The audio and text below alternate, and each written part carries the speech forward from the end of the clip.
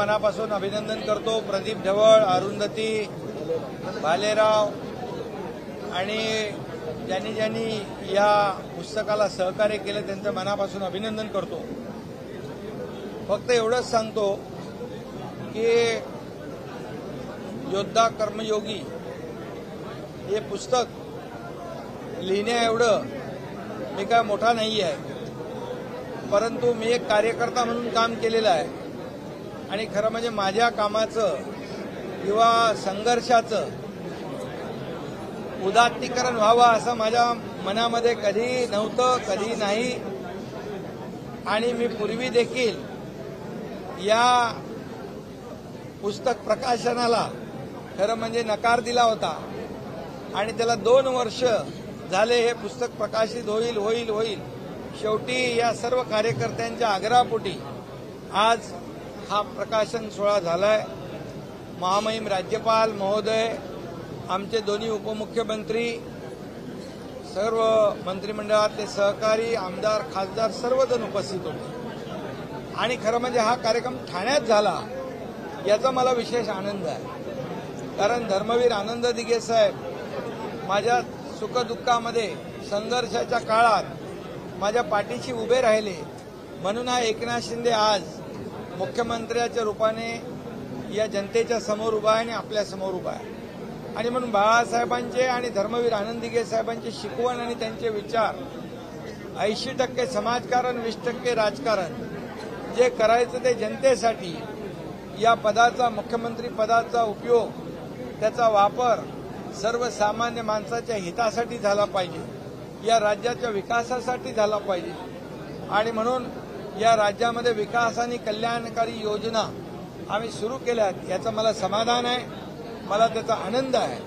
आणि म्हणून ही जी काही वाटचाल जी आहे ही संघर्षमय वाटचाल, ह्या खडतर प्रवास माझ्या सर्व सहकाऱ्यांनी मला रात्रंदिवस मदत केली, जीवाला जीव दिला.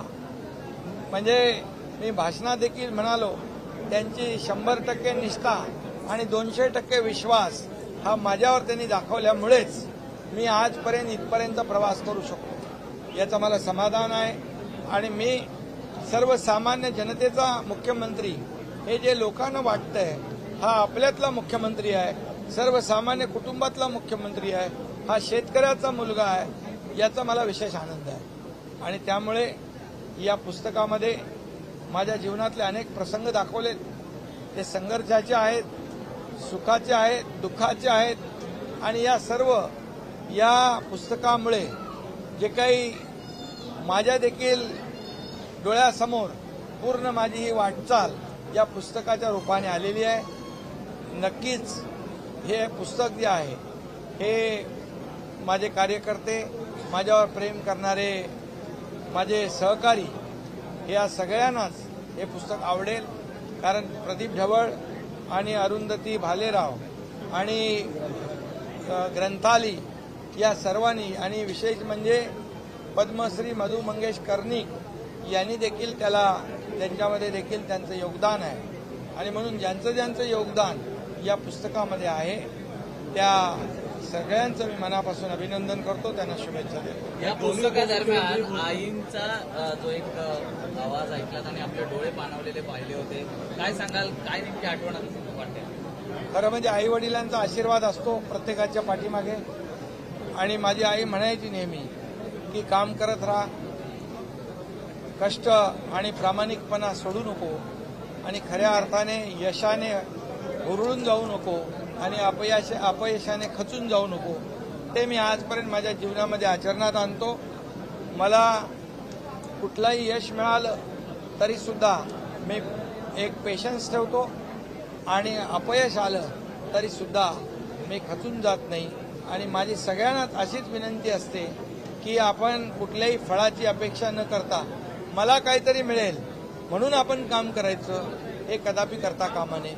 मला काय मिळालं यापेक्षा मी काय समाजाला दिलं हे माझ्या दृष्टीने महत्वाचं आहे. आणि म्हणून या ह्याच्यातून काम करत असताना एक सर्वसामान्य या राज्याचा मुख्यमंत्री होऊ शकतो हे खऱ्या अर्थाने आज या महाराष्ट्राने, देशाने पाहिलंय. आम्ही 2 वर्षापूर्वी जे सर्वसामान्य लोकांच्या मनातलं सरकार आणलं त्याची नोंद फक्त राज्याने नाही, देशाने नाही, तर जगभराने घेतलेली आहे. आणि त्यामुळे या पुस्तका प्रकाशनामुळे आणखी माझी जबाबदारी वाढलेली आहे. मी जबाबदारीने काम करेन, जास्ती आणखी काम करेन. माझ्या शरीरामध्ये रक्ताचा शेवटचा थेंब असेपर्यंत समाजाची सेवा करेन. हे महाराष्ट्र हे माझं कुटुंब आहे असं मानून मी काम करेन. या पुस्तकावरती ज्या पद्धतीने एकंदरीत वाचन करताना दोन्ही उपमुख्यमंत्र्यांनी आपल्याला पीपल्स मॅन असं म्हटलेलं आहे. त्याचबरोबर वसंतराव नाईक पासून ते आतापर्यंत सर्वात जास्त सहाय्य करणारे मुख्यमंत्र्याचं काम काय असतं? मुख्यमंत्री या पदाचा वापर सर्वसामान्याच्या फायद्यासाठी झाला पाहिजे. माझ्या एका सईने एखाद्याचा जीव वाचत असेल त्याच्यापेक्षा जास्ती कुठलं समाधान असू शकतं. आणि म्हणून मी माझ्याकडे आलेला प्रत्येक माणूस त्याला ऐकतो, समजून घेतो, त्याच्या अर्जावर सही करतो आणि त्याची प्रक्रिया सुरू होऊन जाते. याचं समाधान समोरच्याला असतं आणि त्यामुळे मी या सह्या करतो माझं. आणि म्हणून त्यांनी माझा दोन्ही उपमुख्यमंत्र्यांनी उल्लेख केला, त्याबद्दल मी त्यांचा आभारी आहे. आणि राज्यपाल महोदयांनी देखील खूप चांगल्या प्रकारे या ठिकाणी भाषणामध्ये आपले विचार मांडले. त्यांनाही मनापासून धन्यवाद देतो. कारण राज्यपाल पदाची शपथ घेतल्यानंतर हा सार्वजनिक पहिलाच कार्यक्रम त्यांचा आणि तोही ठाण्यामध्ये, हे विशेष.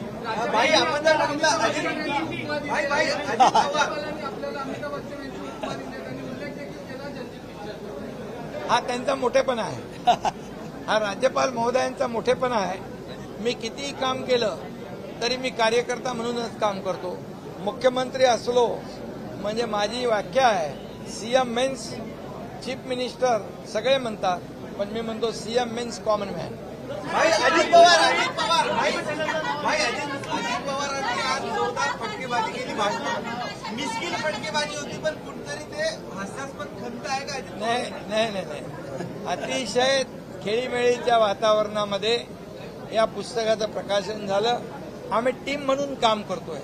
आज राज्यामध्ये एक टीम, मजबूत टीम आणि महायुतीचं सरकार आज लोकांना मिळालंय. आणि म्हणून याचा उपयोग आम्ही 2 वर्षामध्ये केला. याच्या कामाची पोचपावती आज विकास आणि कल्याणकारी योजना याची आम्ही सांगड घातलेली आहे. आणि येणाऱ्या निवडणुकीमध्ये या कामाची पोचपावती या महाराष्ट्रातली जनता, माझ्या लाडक्या बहिणी, माझे लाडके भाऊ, माझे शेतकरी सगळे देतील.